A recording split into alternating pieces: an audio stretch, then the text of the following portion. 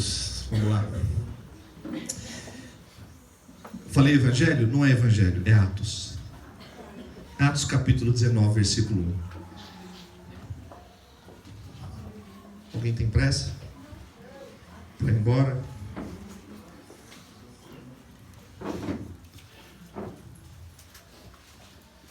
Ai meu Deus, hoje eu não vou pegar o Fantástico. Que bom, né? Tá perdendo nada. Atos 19, versículo 1. Glória a Deus.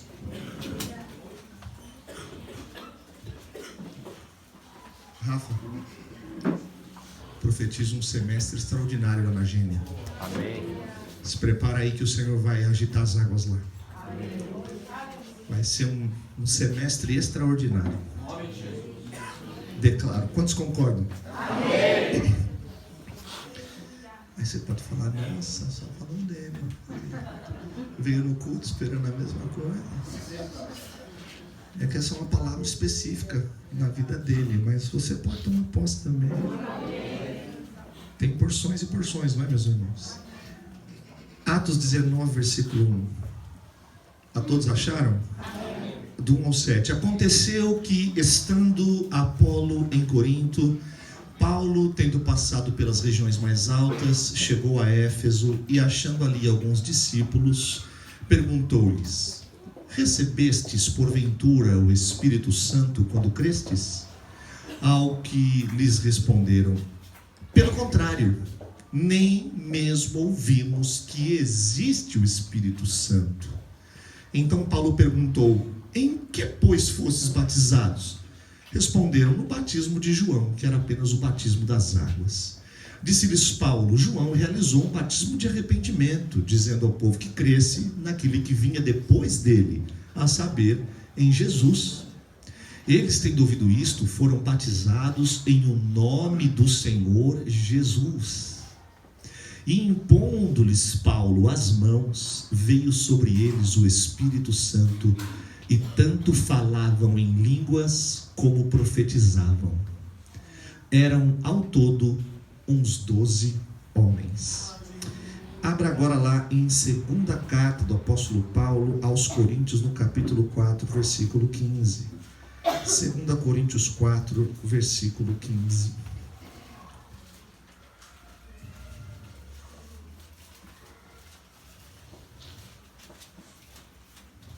Segunda carta de Paulo aos Coríntios, no capítulo 4, no versículo 15. Todos acharam? Porque todas as coisas existem por amor de vós, para que a graça, multiplicando-se, torne abundantes as ações de graças, por meio de muitos, para a glória de Deus. Amém? Eu creio no poder da multiplicação. Nós temos um Deus que multiplica coisas. Jesus fez isso com pães e peixes, depois ele fez com pessoas.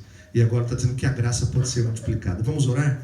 Senhor, nós pedimos a tua orientação, nós pedimos a sabedoria, nós pedimos, Senhor, que seja a sua boca na nossa boca, que o Senhor realize segundo a tua vontade, o teu querer e não o nosso querer ou vontade, que tudo aquilo que é contrário, Senhor, em nós, que seja dissipado, anulado, aniquilado, mas que apenas o governo da tua palavra seja uma realidade contundente e que possa gerar vida, transformação, reconciliação, salvação. Senhor, traz hoje sobre nós, ó Pai, consolo, edificação e exortação. Nós confiamos e dependemos do Senhor aqui para falar conosco. Em nome de Jesus. Amém. Amém. Pode se assentar.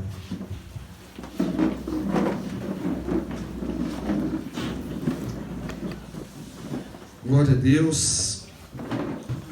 A passagem de Paulo por Éfeso foi realmente um acontecimento muito especial no que diz respeito ao discipulado. Paulo entendeu que a viagem missionária para ele era um objetivo muito claro de se fazer novos discípulos. Ele não queria perder tempo. Nas regiões que ele chegava, ele queria chegar até lá e logo, rapidamente, ser o mais produtivo possível, Sabe aquela coisa de você aproveitar o tempo que você tem, já que o tempo era muito escasso.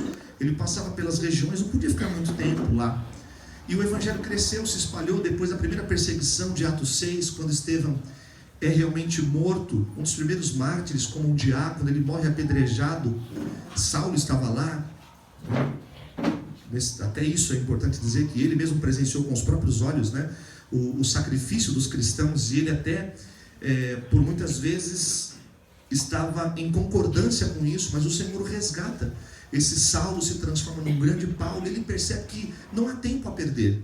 O evangelho precisa ser pregado em regiões que não fossem só ali, Jerusalém, mas Samaria e confins da terra, porque era uma ordem de Jesus. Vocês precisam ir, batizar e fazer discípulos. Então Paulo, quando chegava nos lugares, ele sabia a importância que tinha de aproveitar o tempo, remir o tempo, falar tudo que fosse possível no menor tempo possível para as pessoas, e da melhor maneira possível também.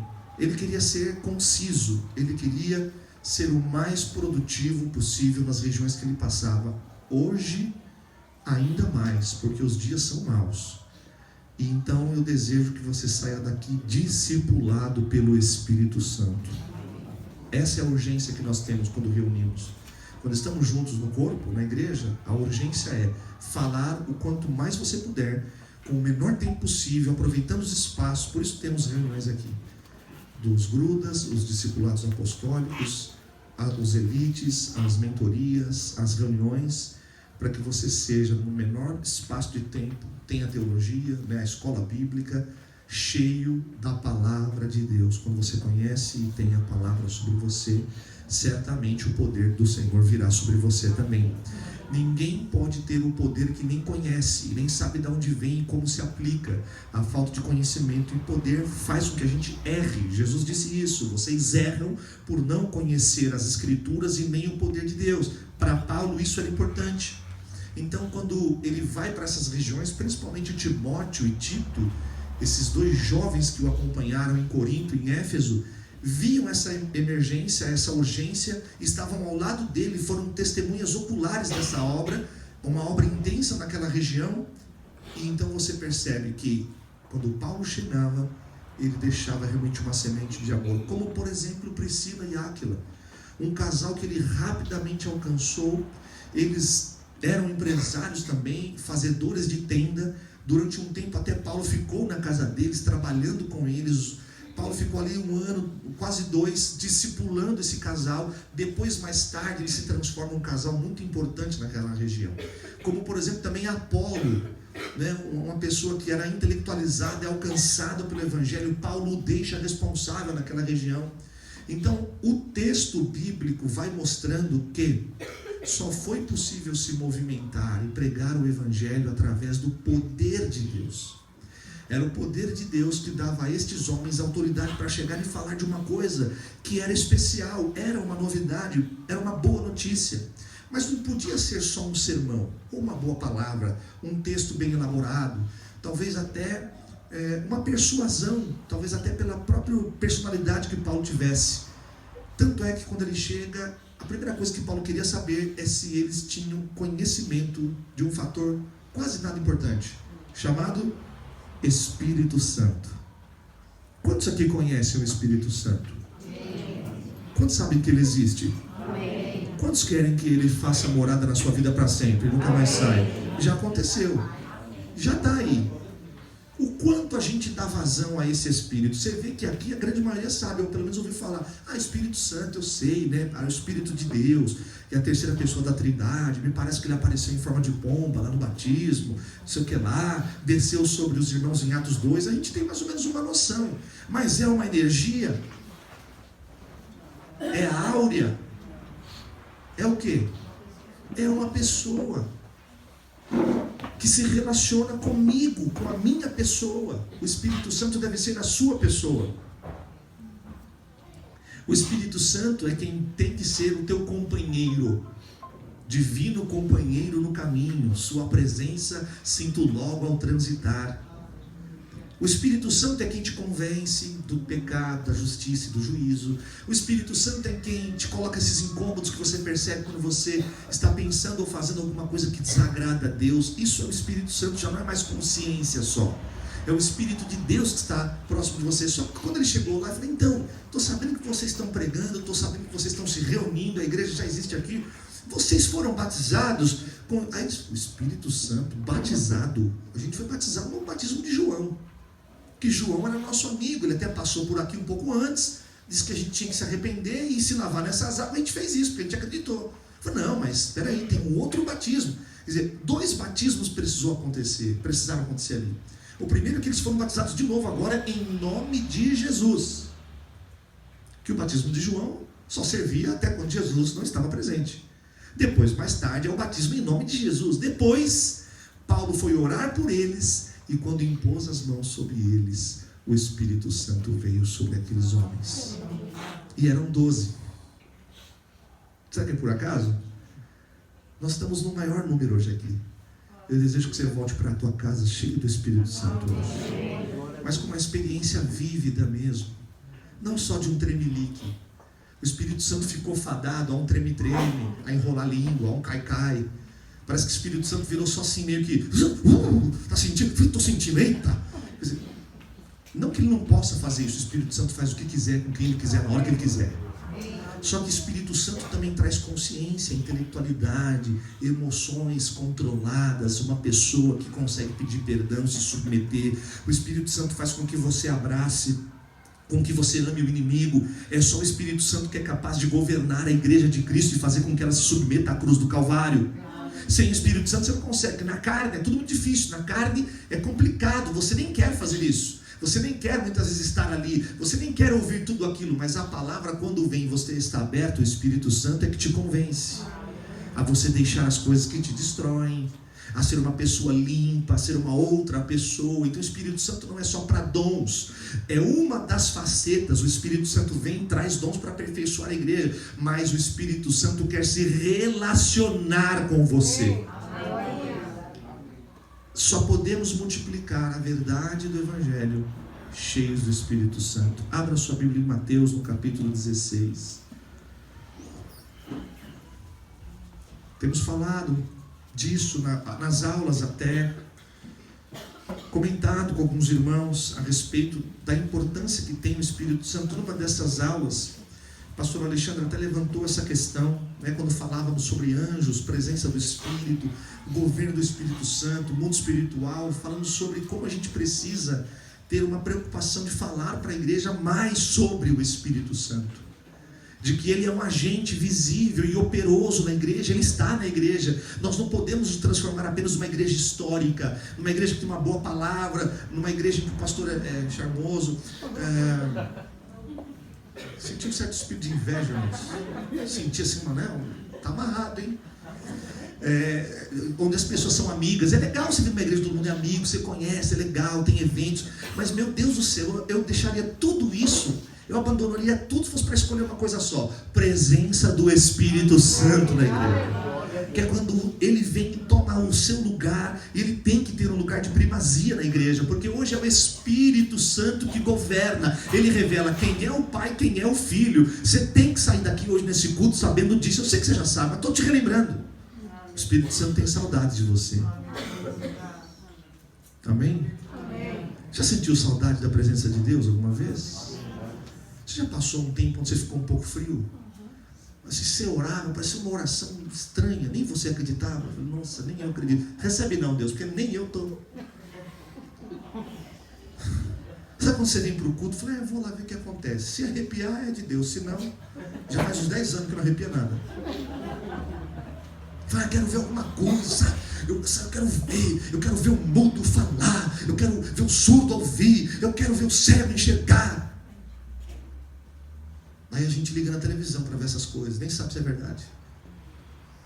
E a nossa relação com Deus fica fadada a alguns milagres do cinema, alguns milagres que você pode tirar uma foto, alguém contou. Porque na minha vida mesmo acaba não acontecendo, porque eu não creio na própria presença do Espírito na minha vida. Estes homens aqui, eles estavam bem intencionados, já conheciam Jesus, queriam pregar Jesus, mas meu irmão Paulo percebeu, sem o Espírito Santo não vai dar. Então ele já começou logo do começo, falou assim, legal, tá tudo muito bonito, tô com vocês. O Espírito Santo vocês conhecem? Você viu a resposta deles? Nem ouvimos falar. Meu irmão, o Espírito Santo tinha acabado de descer e derramar línguas de fogo sobre eles. Era um evento extraordinário que tinha acontecido, mas aquela região que os evangelhos chegam em lugares onde as pessoas não sabiam. Você pensa que hoje todo mundo sabe o que é evangelho? Tem pessoas que estão hoje vivendo, acham que é evangelho, não tem nada a ver com o evangelho. Porque alguém disse que era aquilo, e a pessoa acreditou. Estivemos ontem, eu e Carol, lá em Itapecerica da Serra, do encontro de casais lá da Missão Chamar, uma igreja que eu depois fui saber, não sabia da história. O pastor Francisco, amigo da Emília, de longa data aí, que fez esse convite amoroso, me viu fazendo os casamentos dos seus filhos, né? E ele teve ali uma ligação, depois fui, e o bispo de lá foi meu colega de trabalho. Aí quando a gente falou, tal, não sei o que, da banda G do Tum, falei, rapaz, e ele passou nas regionais ali, falou, eu lembro de você. E começamos a falar de coisas que vivemos na obra, falar de coisas que achávamos que era evangelho. Ele falou, Denis, chegou uma hora que pastor não tinha como, que eu vi que aquilo não tinha nada a ver com a palavra, não dava para compactuar com nada. E aí eu falei, puxa, ele ficou só 2 anos e meio. Eu falei, eu fiquei 13. Você foi mais evangélico do que eu. Porque a gente acha que milagre é aquilo que estão contando. A gente acha que o poder de Deus é aquilo que ensinaram dentro de uma classe. E era institucional, irmão, não é a palavra e o poder de Deus não é institucional. A palavra e o mover de Deus não é um CNPJ. A palavra e o mover de Deus não é um banner que está lá fora. A palavra e o mover de Deus não é o nome da igreja que pode possuir. Isso a gente tem que ter, porque tem que ter identificação. A palavra e o mover de Deus é o quanto você se relaciona individualmente com o Espírito Santo. É o Espírito Santo que te resgata, que te põe no lugar que você precisa estar, para ouvir o que você precisa ouvir, te leva a dimensões que você quer estar. Só existe multiplicação do Evangelho real quando a gente abraça a vontade de Deus e paga um preço por isso. Aí ele fala contando as coisas, são 19 anos. Nós estamos a 12. Ele me contando as histórias. Chegaram a ser 13 igrejas. Hoje são apenas 2 ou 3. O pastor tem um coração que te constrange. O coração dele me constrangiu. Do jeito que ele serviu a igreja. Ele tem uma profissão abençoadíssima. E por causa disso, ele pensou, Deus falou com ele, eu te chamo para o ministério em que você vai servir as pessoas. E tudo que precisava, ele colocava do bolso na igreja. Aí hoje o pessoal está impedindo ele de fazer isso, estão protegendo ele, porque depois que muita gente se aproveitou do coração do pastor. Ele me contando as coisas, a gente foi se identificando em cada uma das situações. Nasceu com um problema grave de pulmão, não poderia nem respirar, o Senhor curou. A esposa tinha um problema, ela ainda tem, né?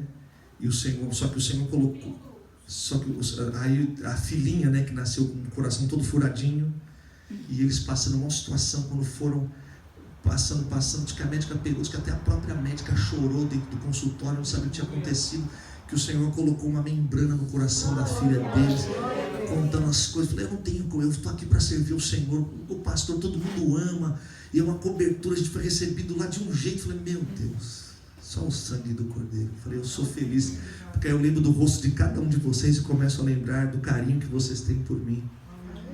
Ele me contou problemas lá que eu falei, meu Deus, eu sou feliz. Irmãos, a gente sai de lá muito mais, fala, obrigado, Senhor, eu tinha que vir aqui por isso. Teve uma pessoa que deu um chapéu nele de R$500 mil, da igreja, que estava junto, que para ele evangelho era isso, evangelho da vantagem. Para algumas pessoas evangelho é chegar na igreja e ver o que vai acontecer, vamos ver o que eu posso tirar daí. E ele está de pé. O Senhor tem feito coisas. Um dia Deus deu um sonho para ele e falou que ele ia construir um prédio para dar moradia para as pessoas. Eu falei, como assim? Você falou, eu sei que não é muito comum, mas não sei, eu achei que as pessoas estavam com um problema, eu fui, aí comecei e fui atrás de empreiteira, eu conheço umas pessoas, tenho acesso a Brasília, não sei o que fiz isso. Aí construí um prédio, coloquei as pessoas lá dentro para morar. 2 torres. Eu falei, meu Deus, você não quer construir uma igreja? Compraram o terreno da igreja agora, depois de alguns anos. sofreram um ataque de uma pessoa, autoridade, que detestava a igreja. De que a igreja mudou, ela foi afrontar o pastor, entrou com uma ação e levou mais 300 mil reais da igreja por amor, negócio de psil. Eu falei, meu Deus, eu tenho que contar isso pro Zé e pro Luiz para eles começarem a ficar felizes. A gente é muito, irmãos, Deus tem protegido a gente. 12 anos, a gente nunca sofreu nada desse sentido, né? Pelo menos não assim, graças a Deus, o Senhor tem sido bom conosco. Se sofremos, sofremos pouco, perto e comparado. Você vê que Deus dá para cada um que pode, né, aguentar e suportar. Eu creio na multiplicação. Acharam aí em Mateus 16, versículo 18? É esse semestre, hein, Carol? Prepara lá, prepara tudo. Também eu te digo que tu és Pedro, e sobre esta pedra edificarei a minha igreja, e as portas do inferno não prevalecerão contra ela. Dar-te-ei as chaves do quê? Do reino dos céus. E o que ligares na terra terá sido, e o que desligares na terra? Você crê nisso, irmão? Crê mesmo? Você crê que quando o Espírito Santo se move, ele pode edificar coisas nesse sentido, e que as portas do inferno não prevalecem? Você vê que Jesus não enganou ninguém. Ele não disse assim: as portas do inferno não se levantam, as portas do inferno não prevalecem. Já subentende-se que se não prevalecem, elas vão tentar a se abrir para te engolir, mas elas não vão prevalecer, porque você é a igreja de Cristo. Se você perceber no texto, vamos voltar para o nosso texto original de Atos 19. Se o Senhor chama a igreja e chamou a Pedro para que ele confiasse e soubesse que o Senhor estava ali, na revelação que ele tinha tido de que Jesus era realmente o Senhor,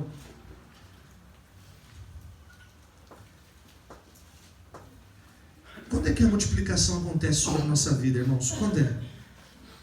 Quando nós agimos conforme o que cremos e andamos em direção ao crescimento.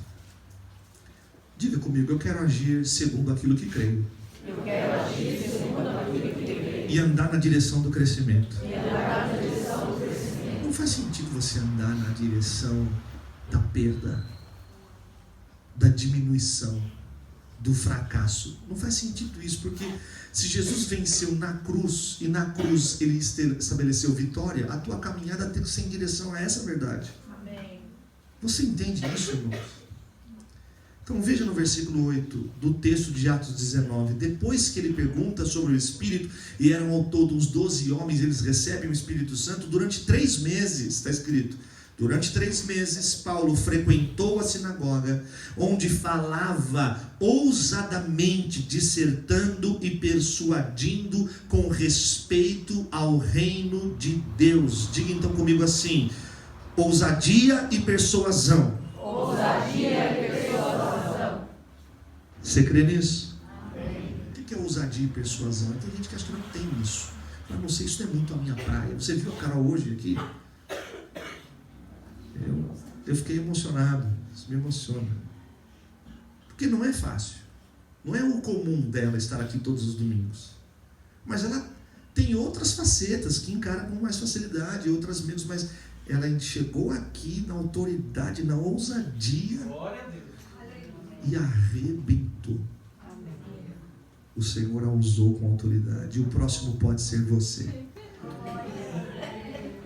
Isso que é a coisa mais legal. Você vê que aí você, né? Acabou, não tem nem glorificação. Cadê a ousadia que você falou que tem? Ousadia, falar ousadamente, dissertar, persuadir. Ele ficou 3 meses. Eu falei: não, vai ser 3 meses de imersão, não tem tempo para perder. Agora você sabe que é o Espírito Santo. Agora começou a aula de verdade. Agora eu vou ensinar vocês como é que ora, como é que impõe as mãos, como é que evangeliza, como é que sai às ruas. Nós vamos falar de Jesus. Ele falou ousadamente. Você tem que ter ousadia para falar. Amém. Amém. Quem quer ter ousadia e mais ousadia? Amém. Deus vai te dar. Amém. O Espírito Santo quer te dar. Amém. Não se multiplica nada se você não for ousado. Porque a um foi dado uma quantidade de talentos, a outro uma outra quantidade. E o que recebeu apenas um, ele disse isso. Falou, não, eu não vou nem me arriscar, porque o Senhor é uma pessoa muito rigorosa. Vou guardar e devolver. Não tenho nada a ver com isso. Isso não é meu. Quando o Senhor voltou e perguntou, cadê? O que você fez com aquilo que você recebeu? 5, 3 e 1. Falou, 5 multiplicou para 10. O que você fez com o seu? Achei melhor não fazer nada. Faltou ousadia. Deus não chamou a igreja para ficar paralisada no lugar onde ela está. O Senhor está convidando você a ser uma pessoa mais ousada para multiplicar as coisas nas suas mãos. A multiplicação acontece quando não deixamos de agir, mesmo em meio à descrença dos outros. Versículo 9 do texto. Visto que alguns deles se mostravam empedernidos e descrentes, falando mal do caminho diante da multidão, Paulo, apartando-se deles, separou os discípulos, passando a discorrer diariamente na escola de Tirano. Muito legal isso aqui. Já teve uma sensação de que você reúne um grupo de pessoas para trabalhar com você e você percebe que no meio daquele grupo tem gente que está mais afim e outras pessoas menos afim ou não? Já aconteceu isso no trabalho, né? E o que você faz?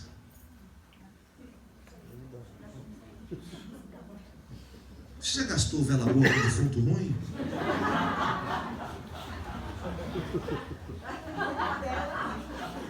Não adianta, irmão. O coração está empedernido. Se a pessoa não conseguiu ser quebrantada pelo Espírito Santo, você acha que é melhor que o Espírito Santo? Imagina você achando que agora eu cheguei, vou fazer a obra. Se a pessoa foi ministrada em amor, se abriu o texto, explicou, acompanhou, você esteve lá, visitou, discipulou, fez tudo que você podia, aí entrega para Deus e se concentra naquilo que Deus te deu. Não adianta você ficar insistindo numa coisa que não vai funcionar. Isso não é desamor. Eu prego uma coisa dessa, dá a impressão, você fala umas coisas que parece que você está indo na contramão do Evangelho. Preste muita atenção. Eu disse que você vai se concentrar no que Deus te deu para fazer, para você não deixar de fazer o que Deus mandou você fazer e ficar paralisado naquilo que você acha que tem que insistir em fazer. Então, enquanto você cuida daquilo aqui, isso aqui é o que Deus mandou. Aquilo lá, Deus está cuidando porque Ele é Deus. Deu para entender ou não? Porque às vezes esse é um problema. Você está desfocado, está no lugar errado, na hora errada, com pessoas erradas. Eles estavam empedernidos e falando mal do caminho diante da multidão. Paulo falou, o quê? Você para, eu vou tentar proteger os poucos que estão com vontade. Quem está com desejo, vem para cá. Então eu vou falar com vocês isso e aquilo. É importante isso, que você tenha de fato uma visão espiritual das coisas que acontecem à sua volta, para você não se frustrar. Muita gente acaba achando que o Evangelho não vale a pena, é um preço que não deve ser pago, porque me parece que quanto mais eu evangelizo ou discipulo as pessoas, elas não se interessam e tal. Que tal você focar de fato em quem o Senhor vai colocar diante de você para ouvir a palavra? Lançou a semente, deixa o Espírito Santo fazer a obra dele. Mas a multiplicação acontece quando você, mesmo no meio da descrença, mesmo assim, Paulo falou, peraí, a minha missão precisa ser cumprida, eu vou partir para outra, uma coisa eu tenho que fazer, eu vou me apartar do que me atrapalha e vou separar os discípulos e me juntar a eles. Se junte com gente que quer ser cheia do Espírito Santo. Amém. E sai correndo de gente que não quer. Imagina, se você tem um propósito de vida, você quer se consagrar, você quer se separar, quer ser obra, quer ser evangelho, quer ser reino, quer ser igreja, você quer viver congregação. Irmãos, como é que você vive congregação descongregado? Como é que você vive congregação apartado de que realmente aquilo que te edifica? Não faz sentido. E aí eu começo a me juntar com coisas que não tem nada a ver com a vontade de Deus. Eu me enfraqueço, meu coração endurece, eu fico empedernido. Esses homens que estavam aqui, estavam no mesmo reduto que as pessoas, mas o interesse deles era outro. Inclusive chegou uma hora que eles começaram a falar mal. Acontece também, não é? de pessoas que começam a falar mal. Que o Senhor nos livre disso e que você seja da turma do bem. Que você faça parte do grupo de gente que de fato quer crescer junto. Terceira coisa importante para a multiplicação acontecer, estou encerrando, para passarmos a Santa Ceia. A multiplicação acontece quando Deus age através de nós. Versículo 11 e 12. E Deus, pelas mãos de Paulo, fazia milagres extraordinários, a ponto de levarem aos enfermos lenços e aventais do seu uso pessoal, diante dos quais as enfermidades fugiam das suas vítimas e os espíritos malignos se retiravam. Meu Deus do céu! Você crê que isso é possível ainda hoje, irmãos? Amém. Deus deu uma direção. Claro que depois para algumas pessoas isso virou um culto, né? Mas é só um fator importante da multiplicação acontecer. São os preparativos, né? Que a ação de Deus seja vista. As pessoas precisavam ver aquilo. Deus sabia que Paulo não iria se ensoberbecer pelo fato de Deus estar usando a vida dele num mover extraordinário. O contrário hoje acontece, né? Quando Deus muitas vezes levanta pessoas com dons excepcionais, de sinais e maravilhas, a pessoa deveria permanecer a mesma pessoa, reconhecendo de que é Jesus que está agindo na vida dela através do seu Espírito. Isso não tem a ver com a pessoa, tem a ver com a vontade de Deus em usar a pessoa como canal. E Paulo era uma pessoa tão concisa da sua posição em Deus, que mesmo que ele fosse usado extraordinariamente, ele não se ensoberbecia por isso. Ele reconhecia que aquilo tudo acontecia para que o nome de Jesus fosse conhecido. Ou seja, o Jesus que curou no passado continua curando hoje através de seus discípulos. E eu acredito que você, como igreja, deve clamar comigo a mesma coisa. Que você continua desejando que o Senhor continue atuando através dos homens de Deus agora, hoje na igreja. Para que as pessoas tenham fonte de cura, de libertação. Onde eu vou buscar? Não, eu vou até aquela igreja porque eu sei que lá existem homens e mulheres cheias do Espírito Santo. Então começa a fazer sentido que por que é importante haver multiplicação do mover de Deus na nossa vida? Para que a igreja seja edificada. Então no versículo 17, veja o que acontece.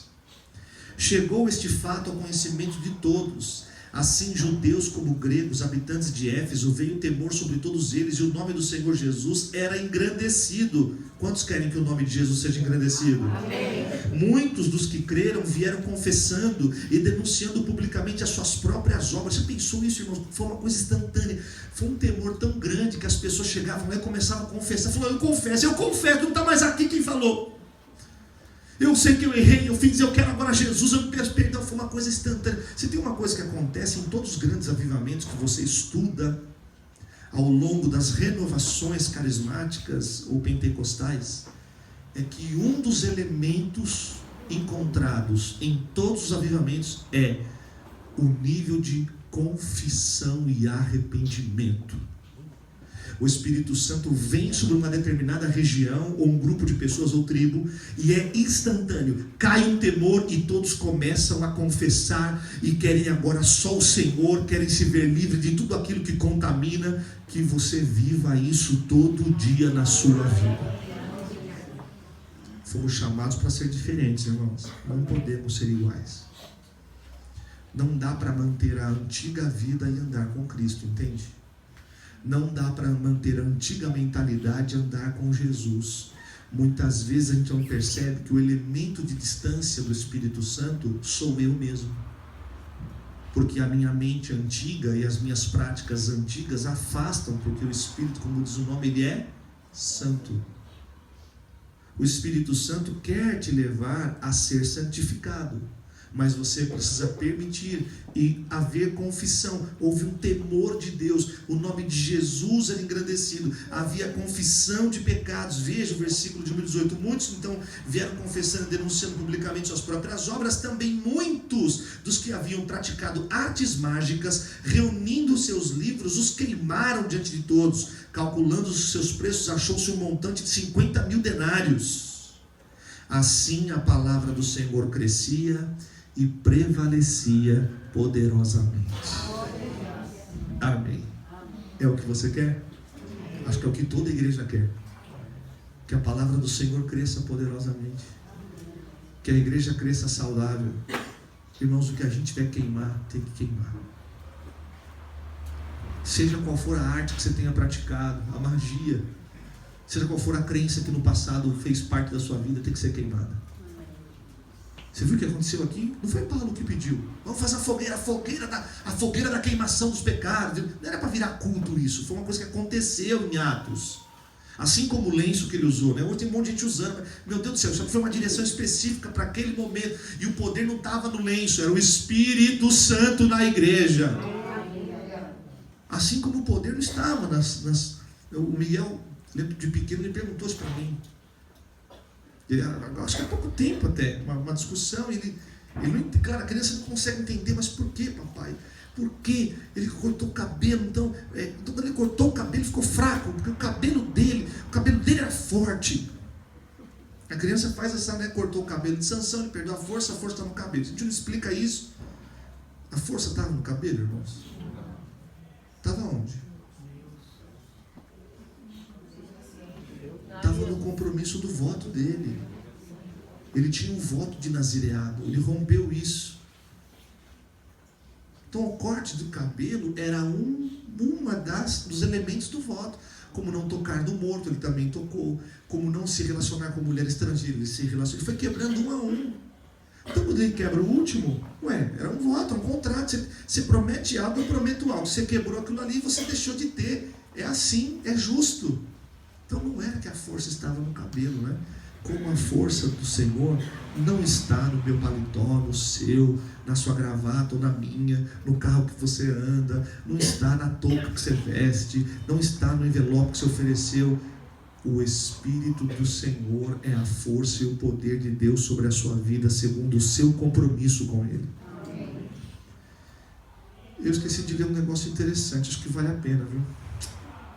Sabe por quê? Eu acabei passando direto. Você viu o que aconteceu? Porque nesse texto aqui de Atos 19, deixa eu só explicar para você como é que funciona esse negócio do Espírito Santo.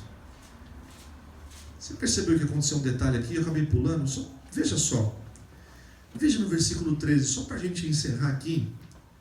Estamos falando sobre multiplicação da igreja, multiplicação cristã, apostólica do Evangelho. E não existe nada se multiplica se o Espírito Santo não estiver nas pessoas. Porque aí você vai multiplicar apenas um conjunto de gente que fica junto por qualquer outro motivo. Meu desejo é que você permaneça porque você sente o poder de Deus na sua vida, na sua casa, e coisas extraordinárias da palavra estão acontecendo. Mas olha o que acontece, que interessante. Todo aquele mover de autoridade, Paulo evangelizando, pregando, aí aparece o seguinte: e alguns judeus exorcistas, ambulantes, tentaram invocar o nome do Senhor Jesus. Quer dizer, eles pensaram: rapaz, está funcionando. Isso é um negócio interessante da gente criar aqui, porque eu vou pegar uma franquia e vou, a franquia do exorcismo é um negócio interessante. Se eles usam o nome de Jesus, por que não posso usar? E aí é que está o negócio. E eles começaram a invocar o nome de Jesus, Senhor Jesus, sobre os possessos de espíritos malignos, dizendo: esconjuro-vos por Jesus a quem Paulo prega. Os que faziam isto eram 7 filhos de um judeu chamado Seva, né? Eram os sevantes, sumo sacerdote. Mas o espírito maligno, irmãos, olha o que o espírito maligno respondeu, um negócio sinistro: conheço a Jesus, sei quem é Paulo, mas vós quem sois? E o possesso do espírito maligno saltou sobre eles, subjugando a todos, de tal modo prevaleceu contra eles que desnudos e feridos fugiram daquela casa. Irmão, o negócio chega a ser engraçado. Imagina os caras correndo pelado. Os caras entraram na casa, não, deixa com nós, que nós é da igreja.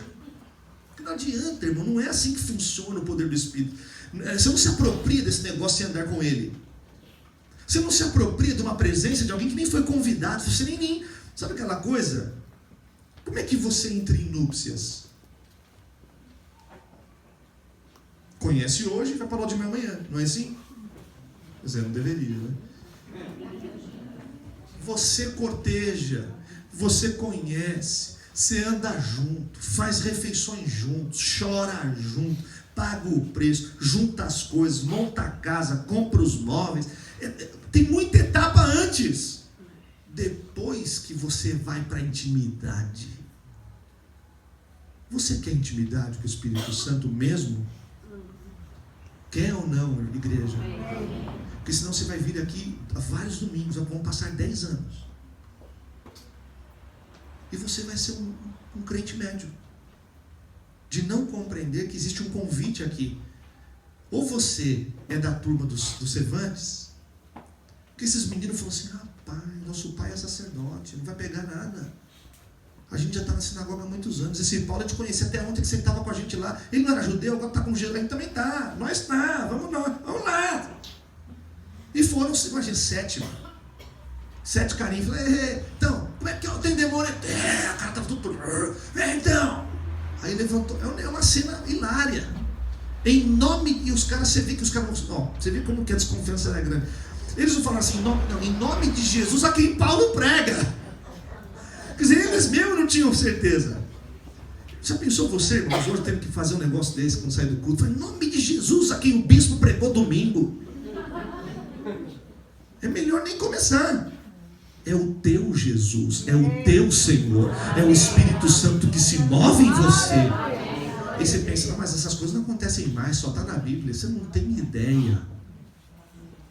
O Espírito Santo quer se mover na igreja, e a igreja não pode se esconder do mundo espiritual. E o demônio respondeu, eu sei muito bem quem é Jesus, Paulo também a gente conhece, mas vocês são quem? Você já pensou ouvir isso de um demônio, meu irmão? E ter que sair correndo, porque ele veio para cima e bateu nos caras, meu. Fico pensando o pessoal passando pelado na rua, e Paulo falou, eita, olha lá, a igreja, a primeira igreja de nudismo, né? Foi uma vergonha aquilo. Eu não quero que você passe vergonha. Eu não quero que você seja despido na sua fé porque você não confia que Deus pode usar a sua vida. É aquela tal história, né? Isso é bem antiga.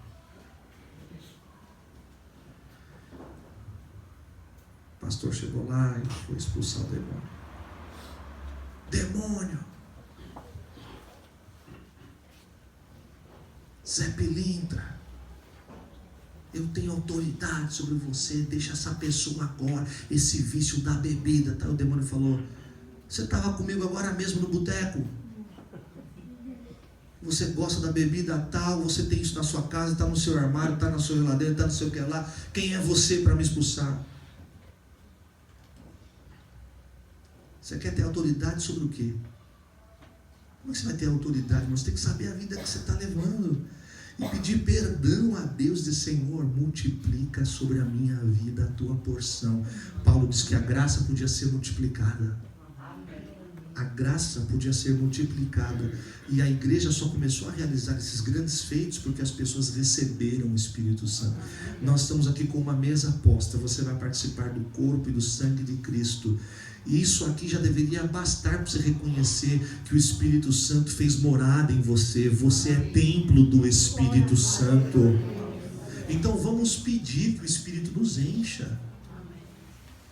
Há uma grande discussão até hoje, bíblica, doutrinária, até teológica, sobre o dom de línguas, não? A gente fala pouco, às vezes, no culto público, porque não é o momento de se ensinar ou doutrinar, mas esses dias eu vi um vídeo muito interessante do pastor Luciano Subirá. Achei que ele foi preciso, assim, foi muito preciso na fala dele. E ele disse que ele precisou se aprofundar nisso porque ele mesmo foi alvo do encontro com o Espírito Santo que foi chocante na vida dele, porque ele era muito tradicional. De repente ele se vê cheio de um Espírito, ele se vê cheio de uma fala celestial que ele teve que conter, porque agora como é que eu vou fazer? Eu vou ser tirado da igreja, não vou conseguir, as pessoas não vão entender. Ele foi mergulhar profundamente e o Senhor falou tanto com ele. O Senhor quer que você receba uma linguagem celestial para a edificação da sua própria vida, para que você saia daqui pensando: Senhor, há tanta coisa para ser feita ainda na tua presença. Terça-feira passada começamos o nosso curso do Forma em Forma, e os irmãos estavam cheios, tão desejosos pela presença do Espírito. E nas nossas aulas de teologia parece que vai virar culto e vigília. A gente começa a orar e Deus fala conosco, os nossos cultos, glória a Deus, o Espírito Santo está se movendo. Não fique você de fora desse mover, só assistindo e achando que Deus está fazendo com algumas pessoas. O Senhor quer fazer com todos nós. Amém? Amém? Amém. Curva sua cabeça, feche os teus olhos. Senhor, a tua palavra foi ministrada, a tua palavra é real, a tua palavra é verdade. E ela foi selada agora pelo mover do teu Espírito em cada corpo, alma e espírito.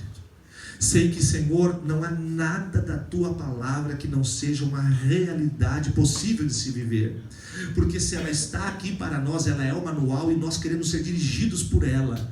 Nos ajuda então, Senhor, do menor a maior de idade aqui, independentemente das experiências, de onde estão, de onde vieram, que já passaram, que já experimentaram, mas a tua palavra eu sei que ela nos governa. Então, Senhor, eu desejo que teu Espírito, Senhor, traga sobre eles um despertamento para viverem o físico e espiritual ao mesmo tempo. Pregar ousadamente, mas deixar o teu Espírito fazer a parte que cabe ao Senhor. E sermos cheios, Pai. Nós não queremos viver um evangelho falso, não queremos pregar o Jesus de Paulo, nós queremos viver o nosso Jesus, a nossa realidade pessoal, individual, singular e intransferível. Senhor, dá a cada um experiências essa semana, experiências, meu Deus, de solidificação, de crescimento, de multiplicação, de ousadia, de vermos o teu mover caindo, Senhor, sobre a vida das pessoas, gerando conversão, arrependimento, gerando nova vida, desejo de transformação. O que tiver que queimar na nossa vida, queima, Senhor. O que tiver que ser extirpado, tira tudo, Senhor, tira tudo que nos atrapalha. Senhor, traz do teu fogo santo purificador sobre a igreja do Senhor, hoje, nessa noite, e que sejamos limpos em nome de Jesus. Amém e amém, Senhor.